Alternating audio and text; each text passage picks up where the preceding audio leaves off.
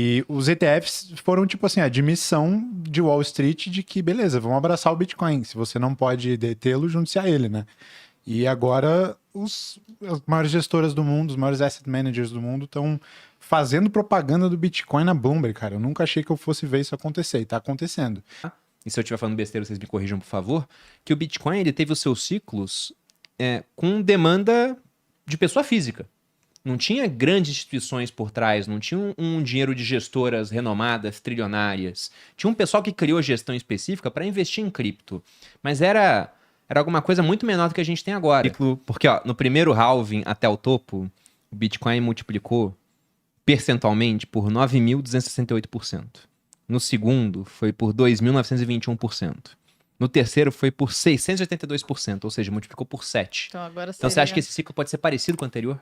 É um disclaimer. Eu não tô considerando pensando do halving até o pico, porque realmente ia ficar um absurdo, porque o Bitcoin já subiu um tantão antes do halving. Sim. Eu tô pensando ali do fundo até o pico. Se você pega no ciclo passado, o fundo tinha sido em 2019 por volta de acho 3.500, uma coisa assim. E o topo foi quase 70 mil, então umas 20 vezes. Se a gente bota nesse ciclo, 20 vezes, foi 15 mil fundo, seria 300 mil. 300 mil dólares. Eu acho eu que ia dizer isso, que é Eu acho 100 mil milhão e meio dólares de que reais. eles falam. talvez seja um pouco otimista demais, mas o ponto que eu tô querendo chegar é o seguinte: se a gente pega o quanto diminuiu de um ciclo ao outro essa multiplicação, eu não acho que vai diminuir o mesmo tanto nesse ciclo. Então talvez possa superar expectativas. Porque se a gente for pegar mais ou menos o que vem ocorrendo, esse nível de diminuição de multiplicação a cada ciclo, colocaria esse ciclo por volta de 100 mil, nada muito acima disso. Eu acho que tem possibilidade de chegar mais, mas para mim isso vai demorar, vai depender principalmente de qual que vai ser a forma desse ciclo. Se a gente continuar vendo subir igual louco, igual tá subindo, eu começo a me inclinar mais para a possibilidade de ter um pico antes e talvez não chegar tão alto. Agora, se ele parar por um tempo em algum momento desse ano ali, dar uma descansada, tomar um fôlego para fazer outra corrida. Deixar a média dele de longo prazo acompanhar o preço. Isso, exato. Ele não fugir muito da média dele ali e ser um ciclo do tamanho, igual foi os passados, igual o Felipe falou, chegar ali até o final de 2025, aí eu acho que tem chance de surpreender positivamente aí na valorização.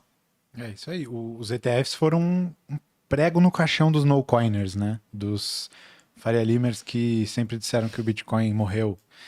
Explica o que é o no-coiner. O no-coiner, na verdade não existem no-coiners, somente pré-coiners. Então, o pré-coiner é aquele que ainda não aceitou o Bitcoin na sua vida, mas vai chegar lá. E os ETFs foram, tipo assim, a admissão de Wall Street de que, beleza, vamos abraçar o Bitcoin. Se você não pode detê-lo, junte-se a ele, né? E agora as maiores gestoras do mundo, os maiores asset managers do mundo estão fazendo propaganda do Bitcoin na Bloomberg, cara. Eu nunca achei que eu fosse ver isso acontecer, e tá acontecendo. E tem essa força compradora aí, permanente até agora, tudo bem que os ETFs são novos ainda, mas é definitivamente um agente, uma força estrutural nova no mercado importante. Se tu pegar, tu já deve ter mostrado isso no Instagram, o preço do ouro ao longo da história, depois que foi lançado os primeiros ETFs de ouro, ele explodiu.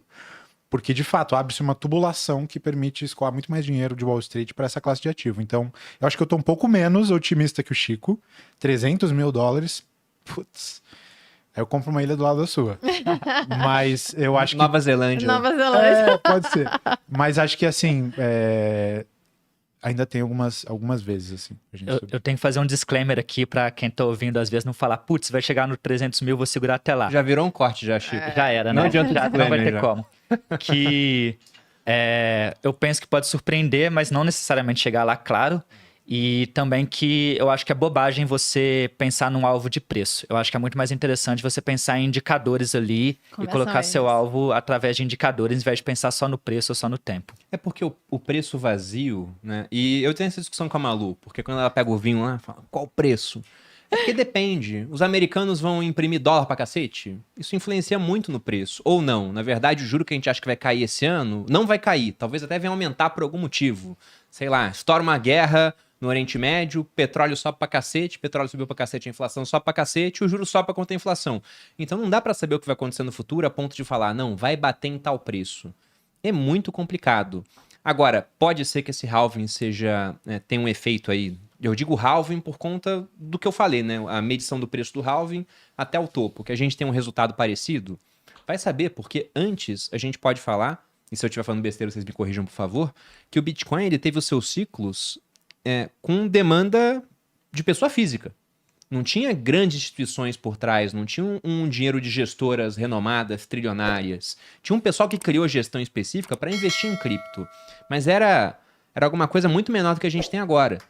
E quando eu falo realmente de movimento institucional, a gente tem contato aqui por conta do podcast com muita gente da Faria Lima.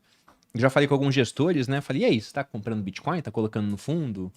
E eles falam, cara... Puta, teve um que eu falei, ele falou, eu queria muito, mas o meu regulamento não permite. A gente quer lançar um novo para poder comprar, porque senão tem que chamar a assembleia, aprovar com cotista. Ele falou, vou lançar um novo para que eu possa botar uma posição em ETF lá dentro, porque de fato, a quantidade ideal não sei, mas é acima de 0, né? Então eu fico curioso para saber o que vai acontecer. Agora, já pegando esse ponto de, talvez suba muito, não suba, o que costuma acontecer, e eu vejo isso até pela minha caixa de perguntas no Instagram, é que todo mundo tem essa percepção de que o Bitcoin já subiu demais. É até uma questão, subiu demais na opinião de vocês? Comecem respondendo essa. Mas quando a pessoa olha isso, o leigo, ele fala, tá $70 mil. Enquanto você tem um Ether por $4 mil. Tem uma Solana por, sei lá, $150. E tem uma moeda com uma cara de sapo que custa 0,0000 alguma coisa de centavo de dólar. Eles começam a investir nas outras. Então vocês acham que compensa realmente pegar as outras já nesse momento, porque o Bitcoin já está muito alto, ou não? Acho que o Bitcoin ainda vai mais e que esse movimento do pessoal começar a trocar, gerar o portfólio, o que pode dar um fôlego pro Bitcoin, deixar ele parado por algum tempo, vai acontecer ainda.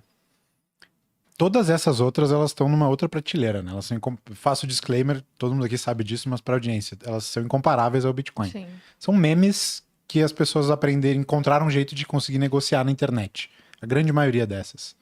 Algumas são projetos parecidos com startups, mas a maioria são memes que um dia vão a 0. Então não coloque na mesma categoria que o Bitcoin. E outro comentário, só que eu não queria perder a oportunidade, quanto aos Faria Limers. Boa parte dos meus amigos trabalham na Faria Lima e eu zoo como uma forma de carinho, é uma linguagem de amor. Porque a maioria das pessoas que entram no Bitcoin entra porque foi bulinada ou porque não aguentou ver os amigos ficando ricos. Então é uma forma de carinho. Historicamente, sempre depois que o Bitcoin tem uma grande subida, as altcoins sobem, né? Tem o que a gente chama de temporada das altcoins, ou alt-season. E um indicador que é bem simples, um par de indicadores bem simples para você se atentar a esse fenômeno, é o preço do Bitcoin e a dominância do Bitcoin. A dominância é quantos por cento do valor de mercado de cripto total está no Bitcoin. E esse número ele oscila entre uns 35% e uns 70%. Quando está em uns 70%, ou perto lá, tá alto, é porque está perto de cair, é porque as altcoins estão perto de subir. E o contrário também é válido. Quando está em 35%, 40%, é porque provavelmente as altcoins estão perto de cair e o Bitcoin vai subir. E essa temporada das altcoins geralmente acontece depois do Bitcoin romper uma máxima histórica. Então, agora a gente rompeu uma máxima histórica. As altcoins tendem a começar a sobreperformar o Bitcoin de agora em diante e a gente tende a ter uma fase extremamente eufórica depois do Bitcoin fazer um pico e começar a cair, que são aqueles últimos 2 meses de euforia antes de a gente entrar no inverno cripto. Então, eu acho que sim, pode ser uma hora, se você tem afeição por esse tipo de entretenimento financeiro, que não é um investimento de longo prazo, Adorei. pode ser uma hora de começar a dar uma brincada assim. Eu espero que Pepe ainda suba mais, Doge ainda suba mais, o IF ainda suba mais e várias outras. Mas, saiba que pode cair muito num dia e que você tem que saber a hora de voltar para o Bitcoin. É até algo interessante também, porque nos ciclos passados a gente via essa dinâmica do Bitcoin e das altcoins de uma maneira mais clara, que tipo assim, primeiro o Bitcoin subia, depois Ethereum, que é a segunda maior moeda, subia, depois outras moedas de alta capitalização de mercado também subia, depois as médias e por último eram as meme coins e as que a gente apelida carinhosamente de shitcoins, que são as moedinhas ali mais arriscadas e tudo mais. E agora o que a gente viu nesse início de ciclo foi que o Bitcoin subiu, bateu máximas históricas e o capital já fluiu direto para essas meme coins. Já foi direto para a moedinha do sapo, moedinha do cachorro e tudo mais. Parece que cortou todo o meio da etapa ali e já foi direto para o extremo da curva de risco. Então, algo interessante também.